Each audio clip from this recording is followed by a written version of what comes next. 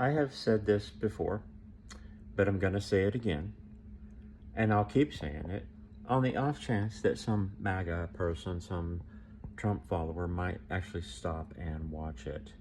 Whether you will pay attention, who knows? But this is very important. If you are one of those people and you claim to be a Christian, I have seen comments, statements that people like you make on social media. I've seen posts here on TikTok that demonstrate a terrible hatred for people, that demonstrate an intolerance and a hatred for immigrants, for, in some cases, people of color, for the marginalized, for poor people, for God's sake, for the LGBTQ community. It just seems like there's almost no end to your hatred.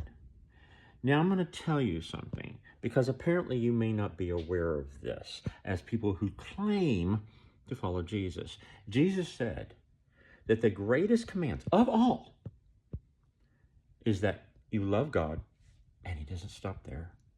And he says, in the second part of that, the Greek words there indicate it's not a second or secondary command. It's when it says it is, when it's been translated as it's like to it, it means it's equal to. The first command is love God. The second command is equal to that, part and parcel of the same thing. Love your neighbors as you love yourself. There has been some false theology and false doctrine popularized lately by J.D. Vance, coming out and saying that there's some kind of hierarchy of love and that you love yourself first, then your family. That is completely alien to what Jesus said, and it is in fact blasphemy. Because what Jesus said is that you love others, all others. He didn't put a limit on it. He defined your neighbor, and that's anybody, especially those who are marginalized and looked down upon, as much as you love yourself. And in fact, what he was there saying is that if you love God, you will love others as you love yourself. Paul said that you cannot love God if you don't love others. And that if any man says he loves God, but hates other people, anyone, then he is a liar. So what I'm telling you, people, is that your disgusting and vile attitudes towards people of color, people who don't look like you, think like you, believe like you, live like you, the hatred that you show towards them proves to me that you do not love God. You are liars. And here's another thing. I have found that when I have tried to challenge MAGA people to quote me one thing Jesus said, one thing Jesus said that is consistent with anything that Trump has ever said or done, or his minions and his sycophants and all of those people, you can't do it. You can't do it. You're not capable of finding a word that Jesus said that is mirrored in Trump. You know why? Because Trump is the opposite of Jesus.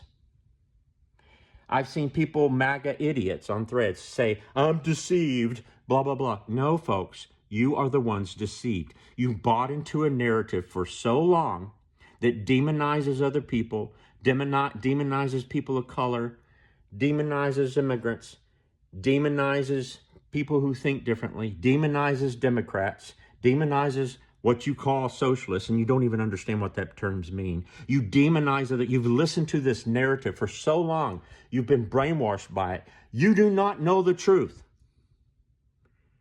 And you are not intelligent, because intelligent people know, rational people. And this is why we say so many of you are uneducated. Aristotle, a long time ago, said the mark of an educated man is one who is able to entertain the thought without necessarily accepting it.